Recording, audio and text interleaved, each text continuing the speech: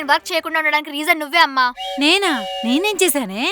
Last time project వచ్చింది, Python నేర్చుకోమన్నావు. నేను కష్టపడి జస్ట్ 2 years లో పైథాన్ నేర్చుకున్నాను. ప్రాజెక్ట్ అయిపోయింది, నెక్స్ట్ జావా నేర్చుకోమన్నావు. చెప్పే నీకు క్లారిటీ లేనప్పుడు ఇంకా చేసి నాకేముంటుందమ్మా?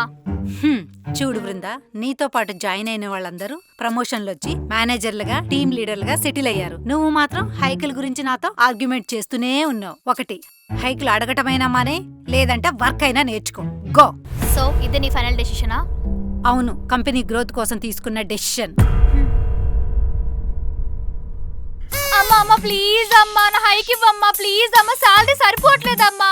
Get out. అమ్మా ప్లీజ్ అమ్మా, అట్లీస్ట్ 10% అయినా ఇవ్వమ్మా. Get lost. నువ్వు మమ్మీ కాదే డమ్మీవి. నాన్న లేరనే కదా నేను ఇన్ని మాటలు అంటున్నావు. అదే నాన్నుంటే నేను చేసే వరకు నాకు డబుల్ హైక్ ఇచ్చేవాళ్ళు. చెప్పా, నేను హట్ అయ్యా, నేను వెళ్తున్నా. అమ్మయ్యా, సినిమాకి వెళ్ళిపోవచ్చు.